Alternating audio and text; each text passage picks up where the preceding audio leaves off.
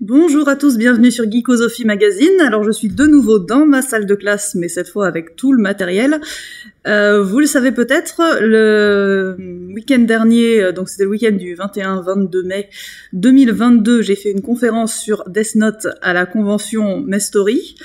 Et j'ai voulu, pour ceux que ça pourrait intéresser, la réenregistrer avec en remontrant le diaporama. Donc je fais une petite vidéo pour refaire cette conférence et j'espère qu'elle vous plaira. Bien, bonjour à tous. Alors je suis ravie d'avoir fait cette conférence à la Mestory pour parler du tout premier manga que j'ai lu, parce que Death Note c'était bien le premier manga que j'ai lu, c'était il n'y a pas si longtemps, ça fait 3-4 ans seulement. Alors le sujet c'est: la société serait-elle meilleure si le souverain possédait le Death Note? En fait, ce sujet est aussi le titre du cours de philosophie politique que je fais à mes élèves de terminale, pour étudier un certain nombre de notions, donc en particulier la justice évidemment, l'État, la religion et encore quelques autres. Mais cette question est aussi une question qui est au centre de l'histoire du manga. Alors, Death Note, donc essentiellement, l'histoire est un conflit entre les deux personnages que vous voyez à l'écran, donc elle et Kira, elle qui est le personnage qui est à gauche, et Kira à droite. Ce conflit est présenté et vécu comme un jeu entre les deux personnages, mais derrière ce jeu, c'est aussi une opposition sur ce que doit être ou non la société. Dans ce conflit, elle, est le représentant de la police, et donc d'une certaine forme de justice légale, une justice qui se trouve dans la loi, alors que Kira, dont le vrai nom est Light Yagami, est un lycéen qui veut construire un monde idéal où le crime n'existe pas. Pour mener à bien cet objectif, il possède un Death Note, c'est-à-dire un cahier du dieu de la mort, le dieu de la mort en question s'appelant Ryuk, et Ryuk a envoyé ce cahier de la mort dans le monde des humains parce qu'il s'ennuyait. Alors le fonctionnement du Death Note n'est pas compliqué, vous pouvez le voir sur l'écran, donc l'humain dont le nom est écrit dans cet agenda mourra. Cet agenda ne prendra effet que si celui qui écrit connaît le visage de la personne lorsqu'il écrit son nom.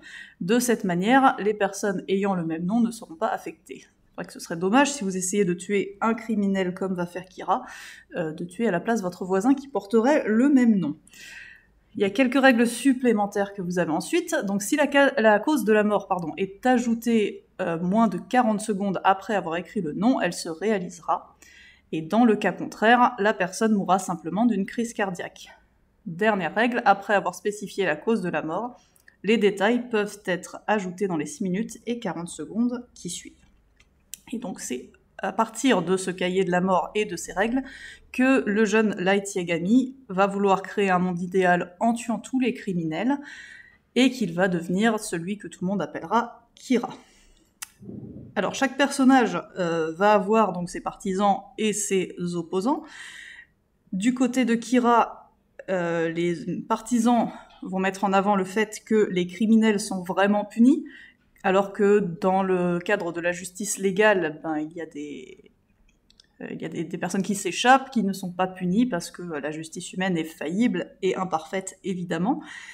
Et on remarque aussi que, par peur de Kira, la criminalité baisse, donc ses partisans font aussi valoir ce point qui est évidemment positif. Du côté de elle, les opposants de Kira vont remarquer que le régime qu'il est en train d'instaurer supprime la liberté, puisqu'il va devenir totalement impossible de s'opposer à lui, étant donné que tous ceux qui s'opposent à lui vont se faire tuer. Donc finalement, il va un petit peu plus loin que simplement l'absence de criminels. C'est donc un régime qui va instaurer une grande peur, tout le monde aura peur de Kira, et donc les partisans de elle, cette fois, vont mettre en avant ces problèmes-là dans le régime. Avec cette présentation, on a donc déjà 2 réponses possibles qui sont apportées à notre sujet. Donc le sujet, la société serait-elle meilleure si le souverain possédait le Death Note?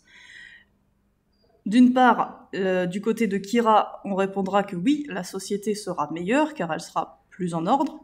Du côté de elle, On répondra que non, cette société ne sera pas meilleure parce que c'est une société où il n'y a pas de liberté et qui est dirigée par la peur. On reviendra plus tard sur l'argument de la peur parce qu'en fait cet argument est utilisé par les deux. Autant elle que Kira reconnaît qu'une bonne société est une société où les gens se sentent en sécurité. Ils vont avoir simplement un conflit sur ce qui permet cette sécurité ou non. Donc, comme je viens de le dire, en fait, la question sous-jacente à ce sujet, c'est qu'est-ce qu'une bonne société ? Puisque, donc si on analyse la question qu'on a posée au départ, meilleur c'est le superlatif de bon, et ici, bon ça voudrait dire qui convient, qui a de la valeur. Donc pour savoir si une société est meilleure qu'une autre, ce qu'il faut savoir c'est qu'est-ce qu'une bonne société. Et la société qui remplira le plus les critères de ce qu'est une bonne société, parmi celles que veut Kira et celles que défend elle, sera donc la société qui serait meilleure que l'autre. Alors, on a déjà fait quelques propositions avant. Une meilleure société pourrait être une société qui est plus en ordre, c'est la position de Kira et de ses partisans. Mais ça pourrait être aussi une société où chacun peut s'exprimer librement, on pourrait dire donc soit plus libre ou soit plus démocratique, c'est plutôt la position de elle. Pour être une société plus égalitaire, le problème qu'il y a aussi dans la société que veut construire Kira, c'est le fait qu'il soit seul à détenir le pouvoir, qu'il soit au-dessus de tous les autres, donc c'est aussi quelque chose qui va déranger. Et enfin, dans ce qu'on a dit avant, une bonne société peut être une société où on se sent en sécurité. Et alors sur ce point, on peut dire que les deux sont d'accord, une bonne société devrait être une société où on se sent en sécurité, puisque pour elle, Kira fait peur. Kira instaure un régime effrayant. Enfin, il y a quelqu'un qui a ce pouvoir immense qui peut tuer n'importe qui en connaissant simplement son nom et son visage, ce que tout le monde va s'en rendre compte très vite dans l'histoire. Donc les gens ne se sentiraient pas en sécurité, mais du côté de Kira, les gens ne se sentent pas en sécurité non plus dans la société telle qu'elle est actuellement, parce que y a des criminels, et qu'en plus, ces criminels ne sont pas toujours arrêtés. Donc pour lui, éliminer les criminels, c'est aussi une façon d'atteindre la sécurité. Mais il y a d'autres critères possibles qu'on peut citer, comme la paix. Est-ce qu'une meilleure société, c'est une société qui est plus en paix ? Est-ce qu'une bonne société, c'est une société qui est plus juste ? Ça va poser plusieurs problèmes, mais on les verra plus tard. Est-ce que c'est une société plus heureuse ? Ou est-ce que c'est une société plus morale, par exemple ?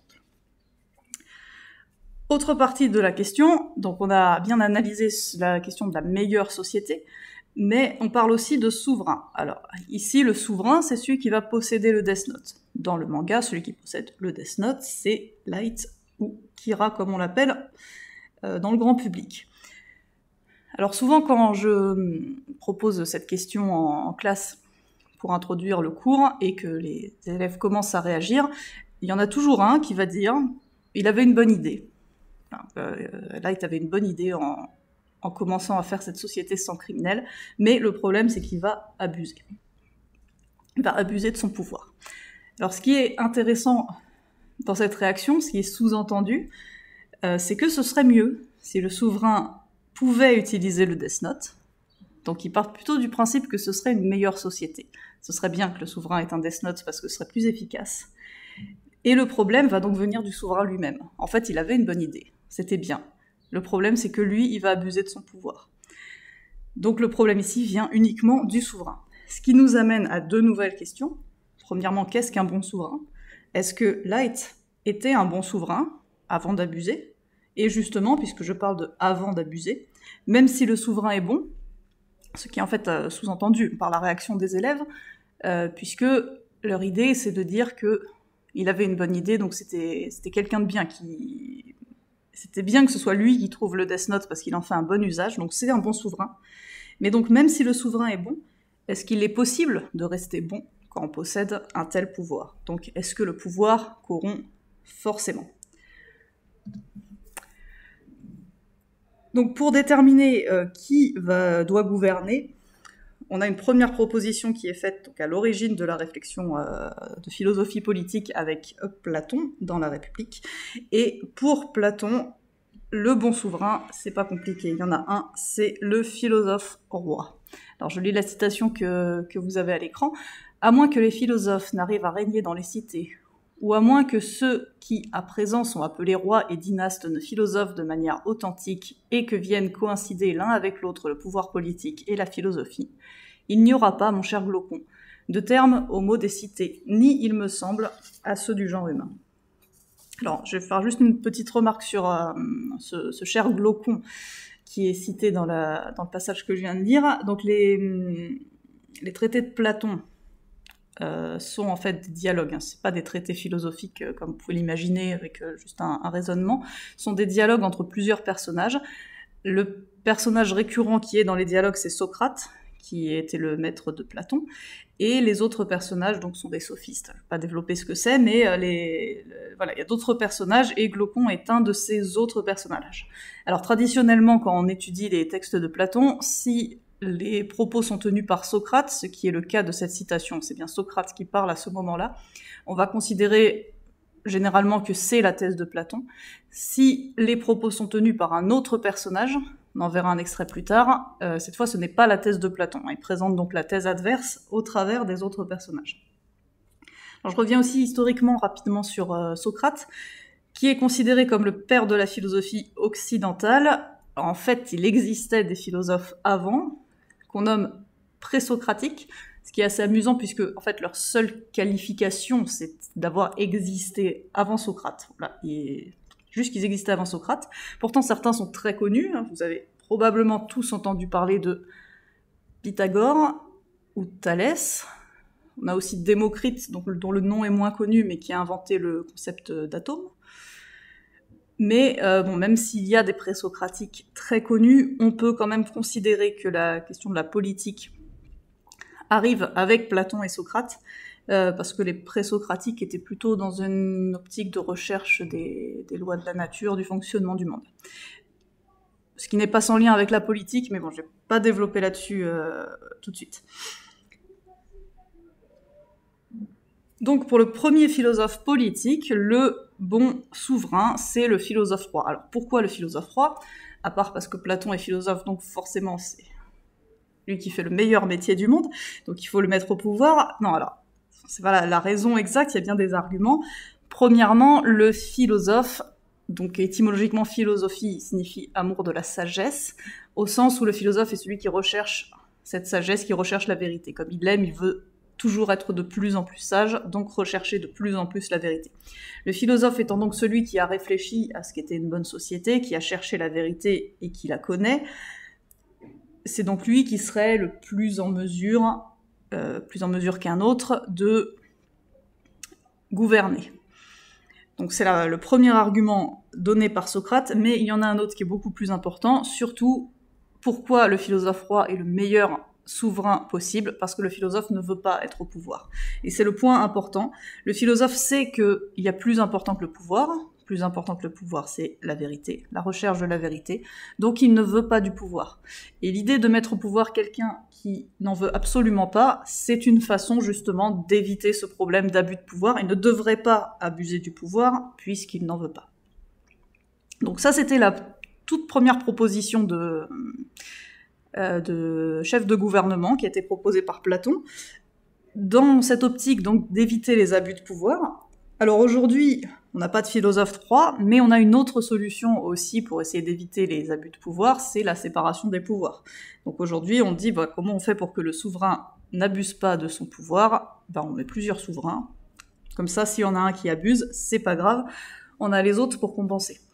Donc entre ces deux proposition, philosophe roi d'un côté, séparation des pouvoirs de l'autre, vous remarquez qu'on retombe sur l'opposition qu'on a donnée au départ entre elles. Donc le pouvoir ne peut pas être détenu entre les mains d'un seul. C'est pourquoi elle et le reste de la police vont s'opposer à Kira, parce qu'il gouvernerait seul et ça va pas. Et Kira de l'autre côté, donc vous le voyez aussi sur l'écran, j'ai mis un petit extrait du manga, qui dit « Je suis un excellent élève, sérieux, peut-être même le meilleur de cette terre. » Donc pourquoi il considère que lui devrait avoir le pouvoir ? Parce que lui détient la connaissance. Lui, c'est un élève sérieux, donc c'est quelqu'un de très intelligent, qui réfléchit. Et donc il prend la position que le pouvoir doit être exercé par celui qui possède la connaissance. Alors maintenant... qu'on a vu quelles étaient les propositions. Donc Light pense être le philosophe roi, donc celui qui doit gouverner, mais est-il un bon philosophe roi? Est-ce que Platon aurait validé la candidature de Kira à la tête de la cité politique? On va analyser ça avec un nouvel extrait du manga qui est tout au début. Je vais, au cours de la conférence, suivre le texte. On va voir plusieurs extraits dans l'ordre pour cette installation du pouvoir. Alors, cet extrait concerne la toute première utilisation que Kira va faire du Death Note. Alors, je vais lire ça, donc c'est dans l'ordre manga, je commence par la droite. La personne dont le nom est écrit dans ce cahier meurt. Ha ha ha. Il y en a qui ne sont pas tranquilles. Pourquoi tout le monde aime ce genre de truc? Autrefois, il y avait les lettres porte-malheur, ça n'a pas beaucoup évolué. Et ensuite, il dit, il pense, je prends ça beaucoup trop au sérieux. Donc, qu'est-ce qu'on voit? Quand il obtient le Death Note, réaction normale, hein, sûrement que tout le monde aurait, il pense que c'est une blague, bien sûr, que ce n'est pas possible, on ne peut pas tuer quelqu'un en écrivant son nom dans un cahier, donc il se dit, voilà, j'ai rien à craindre, de toute façon, c'est une blague. Donc, suite de l'extrait, bon, c'est pas un extrait direct, hein, j'ai découpé un petit peu. Alors, il regarde les informations et il voit qu'il y a une prise d'otage. Je lis le passage concernant la prise d'otage. L'homme qui a tué et blessé hier 6 passants dans le centre de Shinjuku s'est actuellement replié dans une garderie où il a pris 8 personnes en otage, enfants et adultes. D'après la préfecture de police, le meurtrier serait Kuro Otoharada, un sans-emploi de 42 ans. Avant-hier, Et là, on voit donc Light écrire le nom de ce criminel dans son cahier. Alors, pourquoi ce passage est intéressant pour réfléchir sur la candidature, si on veut, de Kira au rôle de souverain de la cité? Donc, je dis cité parce que je reste dans Platon, hein. Évidemment, c'est pas une cité dans l'histoire, mais pour garder le vocabulaire. Alors, ici, ce qu'on voit, c'est qu'il ne prend pas ça au sérieux. Et pourtant, même s'il pense que c'est une blague, il va le tester non pas sur un ennemi personnel, sur quelqu'un qu'il n'aime pas, qui est ce que tout le monde ferait. Si vous pensez que c'est une blague, que c'est pas sérieux. D'ailleurs, j'ai beaucoup de preuves de ça, puisque j'ai un certain nombre d'élèves qui se promènent avec leur réplique du Death Note. Et dans leur réplique du Death Note, j'ai vu soit des camarades de classe, soit des noms de profs. Il y en a d'ailleurs tout fiers qui me montrent le nom de professeur dont ils ont écrit le nom dans le Death Note. Donc, première réaction, quand on pense que c'est un faux, on va mettre les noms des gens qu'on n'aime pas, voilà, on pense que c'est une blague. Bon, là, ça n'aurait pas été une, donc ça aurait été un petit peu dommage que les gens meurent, mais là, on voit que c'est pas ce que Kira va faire. Kira, même s'il pense... Enfin, Light, pardon, à ce moment-là, c'est encore Light. Même s'il pense que c'est une blague, il va écrire le nom d'un criminel. Donc, ce qu'on remarque là, c'est que cet individu a quand même un sens de la justice assez évident. On voit qu'il va pas gouverner selon ses désirs. Première réaction, c'est pas « je vais me débarrasser de quelqu'un qui m'embête », c'est « je vais débarrasser le monde de quelqu'un qui pose problème ».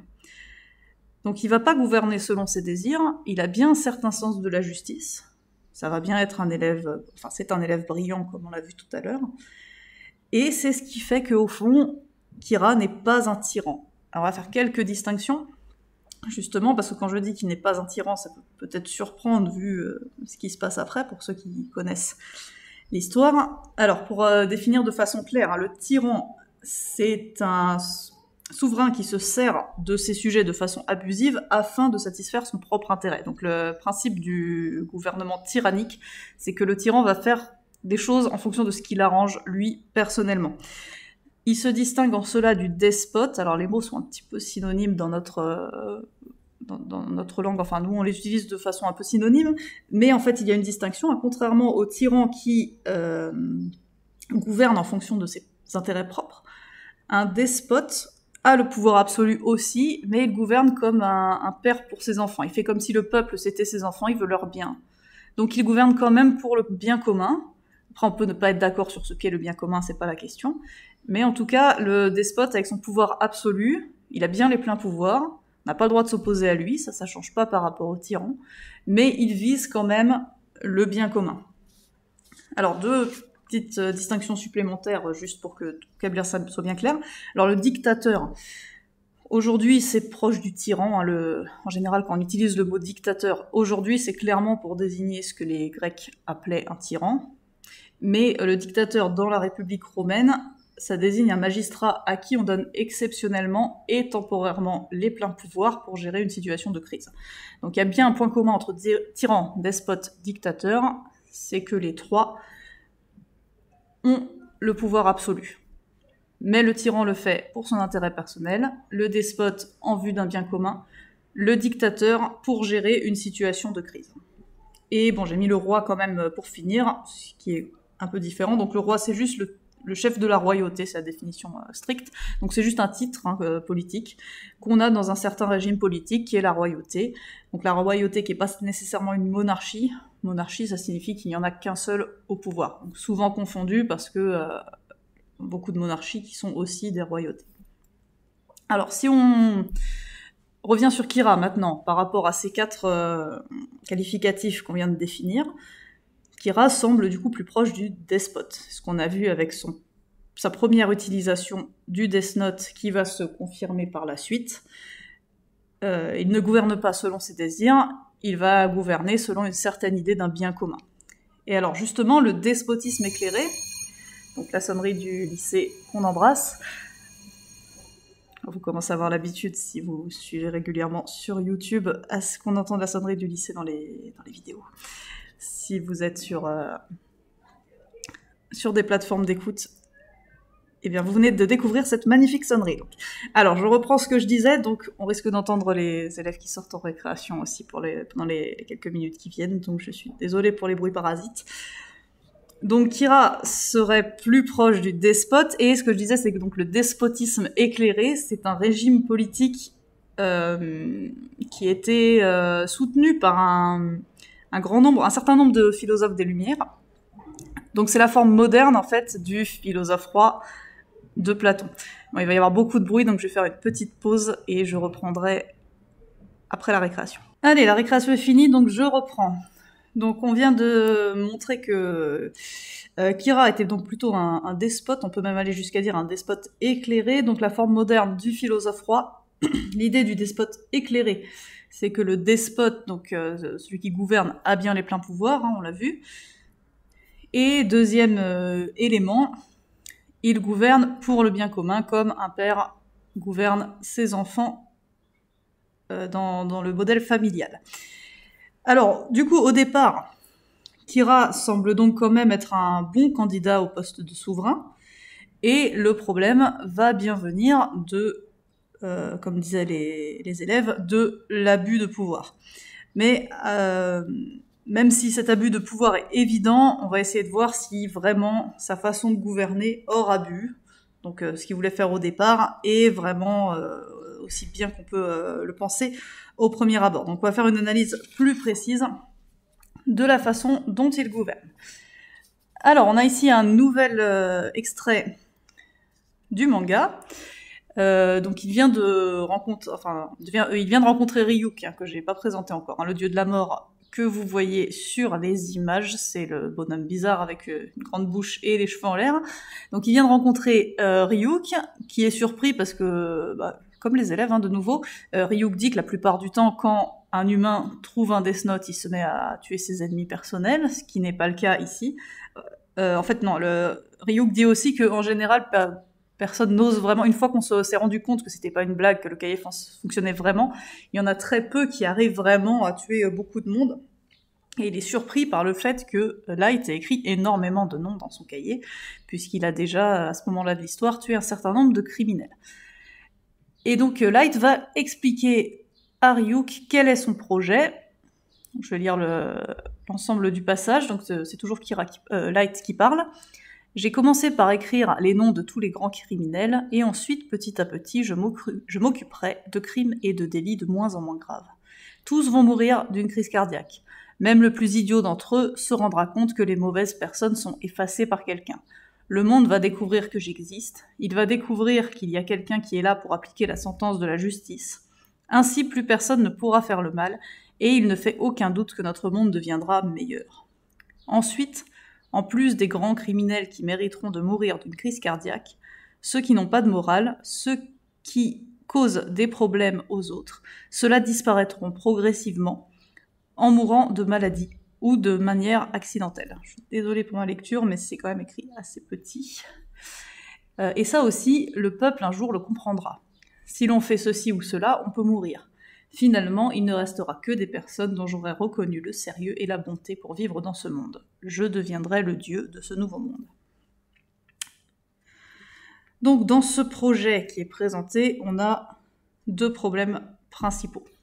Le problème, donc, qui est sur la première page, c'est le problème de la proportionnalité entre la peine et le délit commis. Donc comme il le dit, il a commencé par tuer tous les grands criminels, et ensuite petit à petit des délits moins graves, et il va même aller jusqu'à... Alors je sais pas si j'ai mis le passage, non, il le met pas... Oui, si, c'est à la toute fin de la première page. Donc puis ceux qui n'ont pas de morale, ceux qui causent des problèmes aux autres. Donc il part de criminels qui commettent des crimes très graves, pour arriver à des petits délinquants ou à des gens qui n'ont pas une bonne vie, selon lui. Et toutes ces personnes auront donc exactement la même sentence, puisque ce sera la mort. Il y aura donc le même châtiment pour tous, le même châtiment quel que soit le délit commis. Et donc ce premier point semble évidemment injuste, puisque dans la justice légale, telle qu'on la pratique, évidemment, on adapte la peine au crime. Plus le crime est grave, plus le châtiment sera fort, moins le délit est grave, donc plus il est léger, et plus le châtiment est léger également. Et cette proportionnalité des peines et des récompenses fait partie donc de la justice. Deuxième problème, c'est le lien logique qu'il fait entre, donc fin de la première page, plus personne ne pourra faire le mal. Et il dit ensuite, il ne fait aucun doute que ce monde deviendra meilleur. Donc sous-entendu, plus personne ne pourra faire le mal, donc le monde deviendra meilleur. On retombe, vous l'avez compris, sur ce problème du meilleur. Qu'est-ce que ça veut dire meilleur? Alors ici, dans ce contexte, tel qu'il le présente, on a le sentiment que meilleur, ça veut dire plus juste. Alors c'est évident que meilleur va vouloir dire plus en ordre. Ça, le monde sera plus en ordre, c'est difficile à contester. À partir du moment où il va tuer tous ceux qui causent le moindre trouble, il n'y aura plus de trouble. Mais ici, il se présente comme la justice. C'est ce qu'il fait. Il veut que le monde soit meilleur au sens moral, puisqu'il veut éliminer justement tous ceux qui n'ont pas de morale. Plus tard, dans la confrontation avec elle, il va dire « je suis la justice ». Donc pour lui, ici, meilleur veut dire plus juste, mais déjà on a un souci, c'est la question de la proportionnalité de la peine qu'on a vu avant. Il dit que le monde deviendra meilleur au sens de plus juste, et pourtant il va faire quelque chose qui déjà n'est pas juste, appliquer la même peine à tout le monde, quel que soit le châtiment. Alors on va revenir sur la question de la justice, parce que c'est une notion complexe. Déjà, il y a différents sens de la justice. J'en ai déjà évoqué quelques-uns d'ailleurs en parlant, même si j'ai pas défini précisément ce que je voulais dire par là. Alors, la justice. Quand vous utilisez le mot justice pour dire, par exemple, que vous intentez une action en justice, ou qu'on rend un criminel à la justice. Là, vous faites référence à l'institution judiciaire, donc l'institution qui garantit le respect des lois. C'est le tribunal, si vous voulez. Ça s'appelle aussi la justice, donc c'est un des sens, et on l'appelle donc en philosophie la justice légale. Légale qui signifie donc conforme à la loi, c'est la justice qui est garantie par les lois. Mais quand vous dites qu'une loi est injuste, là vous ne parlez plus de la justice des lois, évidemment, puisque vous dites que la loi est injuste. Donc vous supposez qu'il y a un décalage entre la justice légale, la justice des lois, qui est un décalage entre cette institution et un certain idéal de justice. C'est pour ça que celle-là, on va l'appeler justice idéale, qui serait, comme on dit en philo, transcendant. Transcendant, ça veut dire que c'est au-dessus, que c'est supérieur au domaine concerné. Donc, il y a une justice qui est immanente à la société, qui est à l'intérieur, c'est la justice légale, et une justice transcendante qui est au-dessus de la société et que les lois doivent viser. Évidemment, le but, c'est quand même d'avoir des lois qui sont justes, mais c'est possible que les lois soient injustes parce qu'il y a quand même, c'est le principe de l'idéal, il y a forcément un décalage entre l'idéal et la réalité. Donc Kira, lui, va plutôt représenter cette justice idéale, puisque son idée principale, c'est de dire que la justice humaine est faillible, donc il faut faire quelque chose de supplémentaire. Et enfin, troisième sens de la justice, vous avez un sens moral, donc une justice intérieure, on va dire. Quand vous dites que quelqu'un est une personne juste, donc vous faites référence ni à la justice légale, vous voulez pas dire quelqu'un de juste, vous voulez pas dire qu'il respecte la loi, en général c'est pas le cas, vous faites référence à une certaine vertu intérieure. Donc c'est quelqu'un qui est dans la mesure, qui juge bien, etc. Voilà, donc les trois sens de la justice: justice légale, justice idéale, justice morale. Alors si on prend justement cette justice morale, cette vertu, est-ce que les individus de la société de Kira seraient plus justes? Parce que c'est son but quand même, il veut éliminer ceux qui n'ont pas de morale. Donc il veut que les gens deviennent vertueux. Mais est-ce que c'est le cas? Est-ce que de la façon dont il gouverne, il va réussir à faire en sorte que les gens seraient plus justes? D'ailleurs, c'est un sujet de bac qui peut tomber, s'il y en a parmi vous qui passent le bac cette année. Bon, c'est un sujet classique, vous pouvez avoir un sujet dans ce sens-là. Suffit-il d'obéir aux lois pour être juste? Donc c'est exactement la question qui est posée ici. Est-ce qu'à partir du moment où plus personne, comme il le dit, ne pourra faire le mal, puisque tous ceux qui font le mal seront tués, est-ce que les individus seront vraiment justes? Alors, on en revient à Platon, justement. Cette fois, donc c'est Glaucon, qui a été cité tout à l'heure, et qui raconte le mythe que je vais évoquer maintenant, le mythe de Gygès. Donc, étant donné que c'est Glaucon qui parle, je l'ai dit tout à l'heure, ça signifie que ce n'est pas la thèse de Platon. Et justement, Platon s'oppose à cette conception qui va être donnée par Glaucon. Alors du coup, le mythe de Gygès, donc vous avez une illustration à droite. Gygès était un berger, donc c'est un mythe, il n'a pas existé évidemment. Alors Gygès, c'est un berger qui a toujours été très droit, qui a toujours respecté la loi, donc quelqu'un qui était perçu de l'extérieur comme un homme juste, un homme vertueux, qui va, à la suite d'un orage, trouver sur un cadavre un anneau. Il vole cet anneau. Bon, déjà, il vole un cadavre, alors on peut continuer à dire que c'est une personne vertueuse quand même, si on veut, à ce moment-là. Il vole cet anneau, il le garde pour lui, et alors qu'il est en réunion avec d'autres bergers, il s'amuse avec son anneau, et il se rend compte que si il tourne le chaton de la bague vers l'intérieur, il devient invisible. Alors l'invisibilité, ça veut dire donc qu'il ne peut plus être vu. Ça veut dire que, quoi qu'il fasse, on ne pourra pas revenir à lui. Il peut commettre des crimes, on ne saura jamais que c'est lui. Et justement, qu'est-ce qu'il va faire? Il va s'introduire dans le palais, séduire la femme du roi, tuer le roi, et prendre sa place et devenir un tyran. Donc en fait, ce personnage qui était de l'extérieur, quelqu'un de vertueux et de juste, à partir du moment où il obtient la capacité, le pouvoir de désobéir à la loi, toute la justice va disparaître. Conclusion de ce mythe, ce que veut dire Glaucon, c'est qu'en réalité, on n'obéit jamais, on ne respecte jamais les lois par justice, parce qu'on est juste, par vertu, on va dire par obligation en philo, mais seulement par peur du châtiment, c'est-à-dire par contrainte. Donc il ne faut pas confondre contrainte, obligation. La contrainte, ça veut dire que vous agissez parce que vous êtes forcé, soit physiquement, soit par la menace. Donc si on vous dit tu ne voles pas l'anneau ou tu te fais tuer par peine de mort, du coup vous ne le faites pas pour ne pas être tué, même si vous avez envie, c'est menace. C'est une menace, donc c'est une contrainte. Si vous ne volez pas l'anneau parce que vous dites non, c'est pas bien de voler, c'est quand même mieux une société où on ne se vole pas des choses les uns les autres. Il vaut mieux que tout le monde respecte cette loi, donc moi aussi. Là, vous allez obéir à la loi par obligation. Dans obligation, vous avez l'ico qui désigne un lien. D'ailleurs, quand vous dites dans le langage courant que vous êtes l'obligé de quelqu'un, ça veut dire que vous lui devez quelque chose. Donc par obligation, ça veut dire qu'on reconnaît qu'on a un lien avec la société et qu'il faut donc respecter les lois. Et Glaucon veut montrer que personne ne respecte les lois par obligation, tout le monde respecte les lois par contrainte. Donc on va lire le passage que je vous ai mis sur le diaporama. Donc supposons à présent qu'il existe deux anneaux de ce genre, l'un au doigt du juste, l'autre au doigt de l'injuste. Il n'y aurait personne, semble-t-il, d'assez résistant pour se maintenir dans la justice et avoir la force de ne pas attenter au bien d'autrui et de ne pas y toucher, alors qu'il aurait le pouvoir de prendre impunément au marché ce dont il aurait envie, de pénétrer dans les maisons pour s'unir à qui il lui plairait, et de tuer les uns, de libérer les autres de leur chaîne selon son gré, et d'accomplir tout ce qu'il voudrait à l'égal d'un dieu.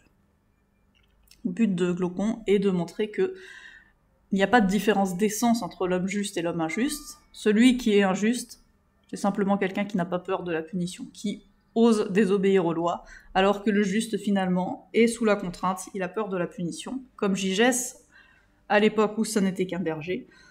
Et donc, il obéit aux lois pour cette raison. Alors, vous voyez que cet extrait, d'ailleurs je me suis trompée sur le diaporama, c'est pas le livre 7, hein, c'est le livre 2 de la République. Donc cet extrait dans le livre 2 de la République de Platon, c'est le deuxième livre sur 10 livres en tout. Autrement dit, c'est au tout début de la République. Et le but de Socrate, c'est de montrer, puisque là c'est Glaucon qui parle, donc ce n'est pas la thèse de Platon, Socrate va vouloir montrer pendant toute la République que ça ne peut pas suffire, il faut quelque chose de plus dans la société. On ne peut pas se satisfaire d'une société où tout le monde n'obéit que par contrainte. Et cette position de Socrate, donc même si on peut reconnaître certaines vérités dans ce que dit Glaucon, il n'empêche que, intuitivement, c'est le cas aussi quand je pose la question aux élèves, et c'est peut-être votre cas, quand on entend l'histoire de Gygès, on a l'intuition que c'était pas un homme juste, au départ c'était juste un hypocrite. Mais on lui refuse cette idée de justice, on dit non, il n'est pas vraiment juste, c'est pas une bonne personne, et on a envie de croire qu'il existe des bonnes personnes. Mais la société de Kira, finalement, celle qu'il veut faire, comme il l'a dit tout à l'heure, c'est une société où plus personne ne pourra faire le mal. Il dit pas une société où plus personne ne voudra faire le mal. Il dit une société où personne ne pourra faire le mal. Ce sera impossible parce que ceux qui font le mal meurent, donc ils referont pas le mal 2 fois. Ça deviendra impossible. Est-ce que ce serait vraiment une société où les individus seraient plus justes? Non, probablement on aurait juste une armée de Gygès tant qu'il était un berger, qui obéissent aux lois parce qu'ils ont peur de Kira.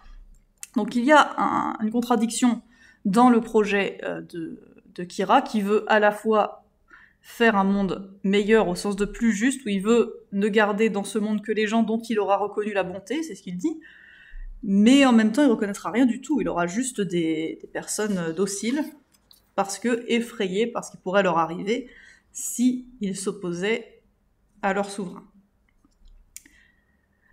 Alors, on arrive à la fin de la page 1. Alors, la page 1, c'est le premier chapitre du manga. Les chapitres s'appellent pages, en référence aux pages du Death Note. Donc, Kira, Light, à ce moment-là, a exposé son projet au dieu de la mort, Ryuk, et à ce moment-là, donc au début de la page 2, c'est-à-dire chapitre 2, on arrive au congrès d'Interpol. Donc, le problème du gouvernement du Kira a été remarqué par la police, puisqu'après ce passage, donc, on voit que la police s'est réunie pour essayer de faire quelque chose, et on a donc l'apparition du deuxième personnage qui est elle, et qui ne sera pas en photo puisque dans l'extrait que j'ai mis, on ne voit pas le vrai elle. Alors donc en même temps que cette apparition de elle, il va y avoir le début des débats dans la société, puisque bon, comme prévu par Light, tout le monde a compris que quelqu'un punissait les criminels. Et avec ces débats de la société, cette apparition de elle, on arrive à une nouvelle question qui apparaît, celle de la morale. Alors, c'est pas un extrait entier. La deuxième page est entière, mais les 2 premiers extraits sont sur 2 pages assez éloignées. Mais bon, c'était important de les mettre. Alors, premier extrait, Light dit à l'école, dans la salle de classe, peut-on tuer quelqu'un qui est mauvais, est un sujet qui ne sera jamais posé. Alors, j'aime bien mettre ce passage, étant donné que je traite ce sujet immédiatement après pour lui donner tort. Pas que pour lui donner tort, parce que c'est une question qui est quand même intéressante pour traiter la question de la morale. Alors, donc là, vous avez peut-on tuer quelqu'un qui est mauvais? Dans l'animé, dans l'adaptation en animé, la traduction n'est pas exactement la même. Alors malheureusement, je ne sais pas ce qu'il dit en japonais, mais il dit peut-on tuer quelqu'un de nuisible? Alors je préfère personnellement cette traduction en nuisible, qui est plus précise, et qui fait référence à un courant de pensée morale qui s'appelle le minimalisme. Alors pourquoi nuisible c'est plus précis que mauvais? Parce que donc mauvais ça veut dire immoral, mais il va y avoir un gros débat sur où on met la limite du mauvais. Est-ce que quelqu'un qui quelqu'un qui fait des choses qui sont désapprouvées socialement, mais chez lui sans que personne le voie, c'est quelqu'un de mauvais ou pas. Alors, selon certains courants de pensée, par exemple, quelqu'un qui se suicide selon certains courants de pensée, c'est quelqu'un qui fait quelque chose d'immoral, donc il est mauvais. Mais il n'est pas nuisible, parce que nuisible signifie qu'on nuit à quelqu'un, qu'on cause un préjudice à quelqu'un, et si vous vous suicidez tout seul dans son coin, alors je dis pas qu'il faut le faire, je dis juste que si c'est le cas, il n'y a pas de nuisance véritable. Alors justement, cette question du nuisible, donc c'est le critère de l'immoralité pour le mouvement moral qui s'appelle le minimalisme et qui a été inventé au XXIe siècle, très récent, par le philosophe ruvénogien, et qui dit qu'une action ne peut être immorale que si elle nuit à quelqu'un. Elle nuit intentionnellement à quelqu'un. Quelqu'un devant être quelqu'un de vivant. Ce qui fait dire donc à Augien que, par exemple, manger un cadavre humain qui était donc déjà mort par définition, n'est pas immoral. Je ne dis pas qu'il faut le faire, j'ai dit que ça n'était pas immoral pour le minimalisme. Donc, si on traduit par peut-on tuer quelqu'un de nuisible, on a vraiment... celui qu'on veut tuer, c'est quelqu'un qui cause des nuisances. C'est pas juste quelqu'un qui est mauvais, mot un peu flou, quelqu'un qui va causer des nuisances réelles. Et donc, pour prendre vraiment concrètement 2 exemples... pour montrer la différence entre mauvais et nuisible, celui qui tue, donc le grand criminel, il est nuisible. Celui qui exprime son désaccord envers Kira et qui choque peut-être la population en exprimant ce désaccord, alors ça, pour le minimalisme, c'est pas une nuisance. Le fait de choquer n'est pas une nuisance. Donc celui qui exprime son désaccord envers Kira, on peut dire qu'il est mauvais, si vous considérez que vraiment le régime de Kira est bon et qu'il faut absolument maintenir ce régime, alors lui il est mauvais, mais il n'est pas nuisible, ce n'est pas une nuisance véritable. Donc c'est possible que quelqu'un soit mauvais selon certaines théories, mais qu'il ne soit pas nuisible. Donc dans peut-on tuer quelqu'un qui est mauvais, Light ici va inclure tous ceux qui s'opposent à lui, alors que dans l'animé, quand on dit peut-on tuer quelqu'un de nuisible, la question qui est posée c'est simplement est-ce que c'est vraiment un mal de tuer les criminels ? Ce qui change quand même complètement la question. Alors il y a une autre petite différence de traduction sur un autre mot, donc c'est le faux L alors je vais expliquer qui est ce faux L, je dis juste quelle est la différence de traduction. Donc il lui dit ce que tu fais est mal, dans l'animé c'est pas mal, c'est immoral. Bon ici il y a une petite nuance, mais c'est quand même moins flagrant que sur la question du nuisible. Alors je vais rappeler le contexte pour que vous compreniez qui est ce faux L donc. Alors, Interpol donc cherche un moyen de démasquer Kira. Ils font appel à elle, qui est un détective très doué et qui est reconnu comme étant le meilleur.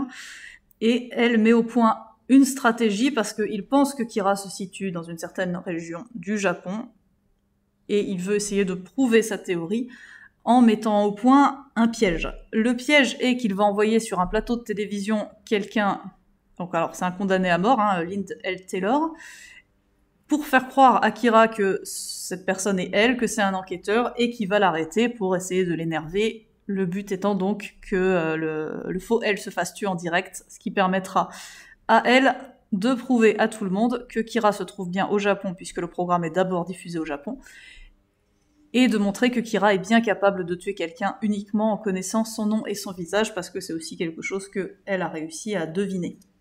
Donc il envoie ce faux L sur le plateau télé, ce faux L qui dit « ce que tu fais est mal ». Comme prévu, ça énerve Kira, qui écrit le nom dans le cahier et le tue. Et ici, on a une scène qui est vraiment extrêmement complexe, avec plusieurs positions morales qui sont représentées. Le faux L a une position qu'on va appeler déontologique. La déontologie en morale, ça désigne le courant qui considère qu'il y a un certain nombre de devoirs moraux qu'il faut respecter quelles que soient les circonstances, parce que ces actions sont intrinsèquement mauvaises. Donc, tuer, c'est mal. Personne ne va contredire ça. Kira tue, donc ce qu'il fait est mal. C'est la position du faux L, même si peut-être que ça rend service à la société. Mais tuer, c'est mal, dans tous les cas. Position déontologique. Du côté de Kira, on a une position qu'on va appeler utilitariste. Donc on le voit dans ce qui répond à ce faux L. Alors je lis le milieu de la 2e page. « Ce que je fais est juste, je sauve les faibles qui ont peur du mal, je suis l'homme qui devient le dieu d'un monde dont tout le monde rêve. m'arrêter là parce que la suite pose un autre problème. Donc pour lui, ce qu'il fait, c'est bien parce que en tuant une personne, il en sauve 1 million d'autres. 1 million, c'est beaucoup, mais il en sauve d'autres qui sont plus nombreux. Toutes les potentielles victimes du criminel vont donc avoir la vie sauve parce qu'il a éliminé le criminel. Donc peu importe que tuer en soi, ce soit peut-être mal ou mauvais, c'est pas sa question. Pour lui, là, ce qu'il fait, c'est bien parce que ça augmente ou ça diminue la souffrance ou ça augmente le bonheur dans la société. Donc ça, c'est la définition de la morale selon le mouvement utilitariste. Une action est bonne si elle augmente le bonheur global dans la société ou si elle diminue la somme globale de souffrance dans la société. Une action est mauvaise si elle augmente la souffrance ou diminue le bonheur global. Donc ici, il élimine un criminel. Ça peut causer peut-être un petit peu de souffrance au criminel lui-même, bon, qui meurt, mais on peut pas dire qu'une fois mort, il ait de la souffrance. Ça sauve plein de personnes qui ne vont pas souffrir parce qu'elles ne seront pas victimes de ce criminel. Donc pour l'utilitarisme, on peut tuer quelqu'un de nuisible. C'est totalement admis d'un point de vue moral, parce que ça permet d'augmenter le bonheur. Donc. Et on a le vrai L, qui n'est pas sur l'image, mais qui a une position très ambiguë, puisque lui, il n'a pas de problème du tout à faire passer quelqu'un pour lui, en espérant qu'il se fasse tuer par Kira. Parce que là, le but de L, en envoyant Taylor à sa place, c'est que Taylor meure. Comme ça, il aura prouvé que Kira peut tuer à distance en connaissant le nom et le visage, et il aura prouvé que Kira se trouve au Japon. Donc pour confirmer son hypothèse, il n'a aucun souci à envoyer quelqu'un se faire tuer.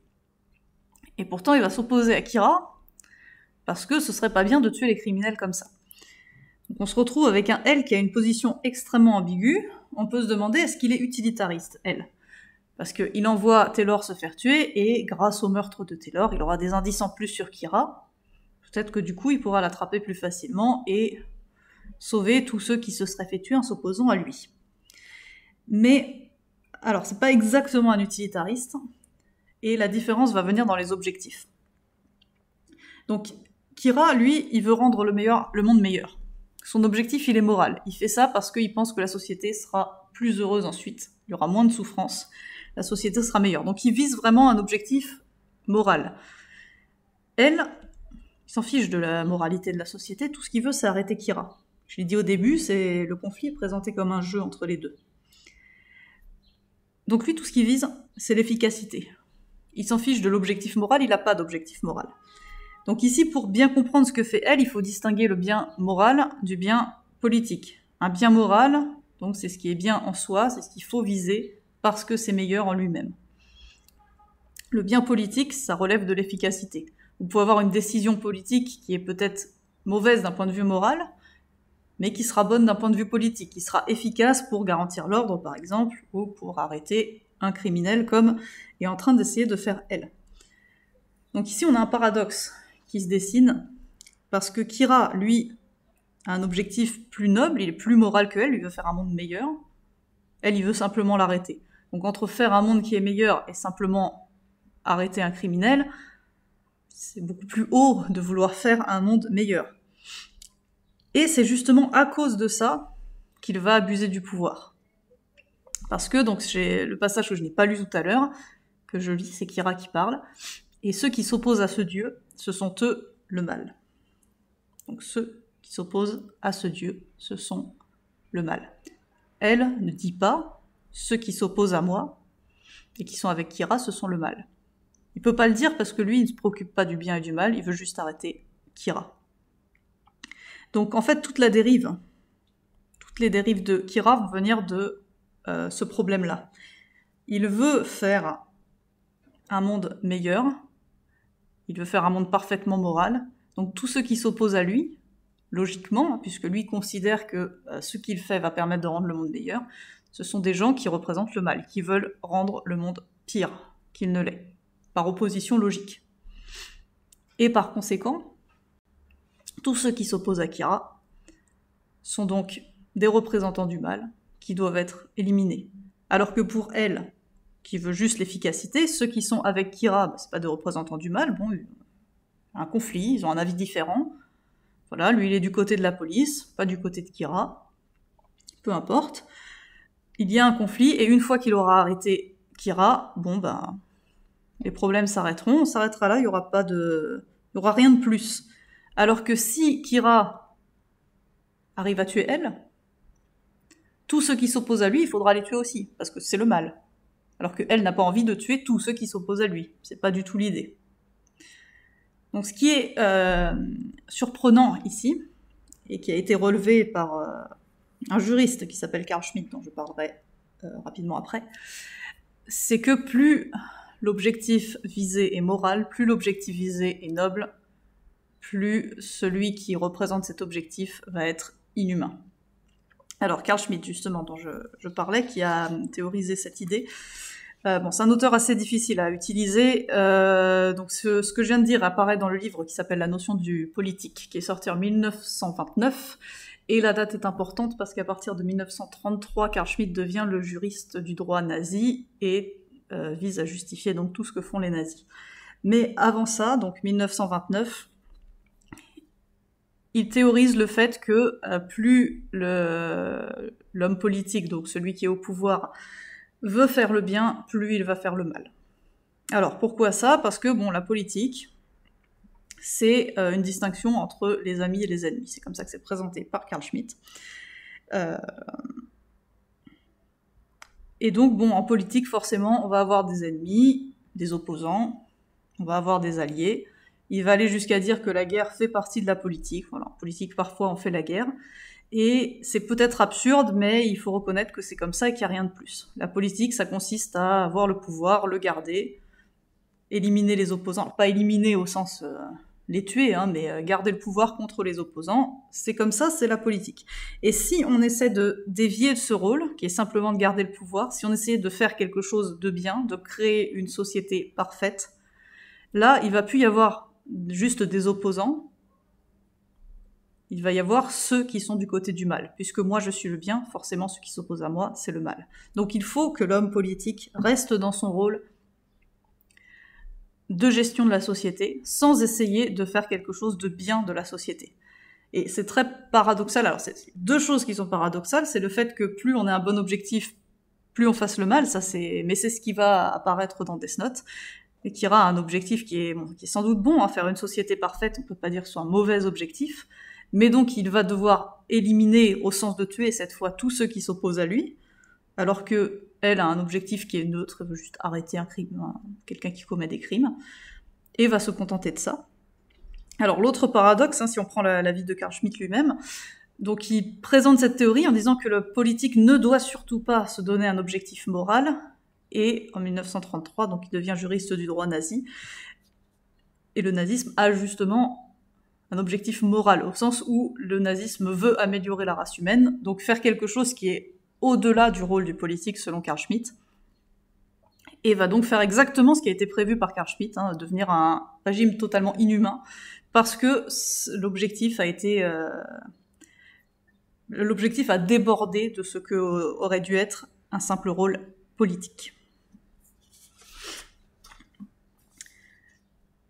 Voilà, alors, pour conclure, sur cette question, la société serait-elle meilleure si le souverain possédait le Death Note ? Alors, avec le Death Note, on peut dire sans aucun doute qu'on aura une société plus en ordre. Donc, si on prend meilleur au sens plus en ordre, si on considère qu'une bonne société, c'est une société ordonnée où rien ne dépasse, pas de débat. Je pense qu'on sera tous d'accord, et encore, on peut se mettre à réfléchir sur les révoltes qu'il va y avoir, mais on va admettre que la société serait plus en ordre.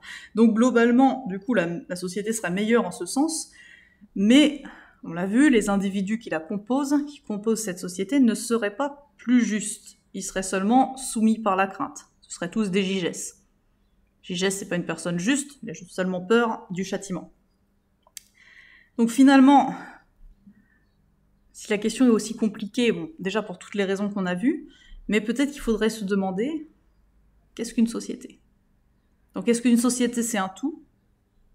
Là vous avez la société, et dans ce cas elle serait meilleure avec le Death Note, parce qu'elle fonctionnerait mieux. Ou est-ce que la société c'est un ensemble d'individus ? Et comme les individus, individuellement, ne seraient pas plus justes, alors la société, globalement, ne serait pas plus juste non plus.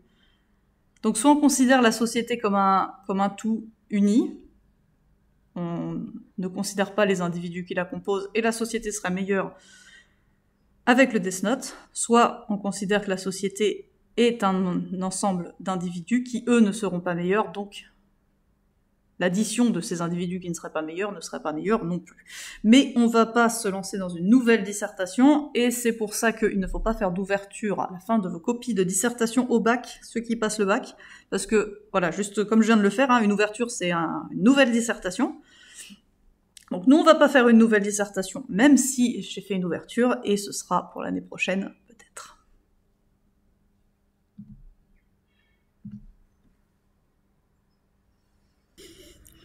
C'est terminé, j'espère que cette conférence vous aura plu, donc n'hésitez pas, comme d'habitude, à liker, commenter et vous abonner si vous voulez plus de pop philosophie.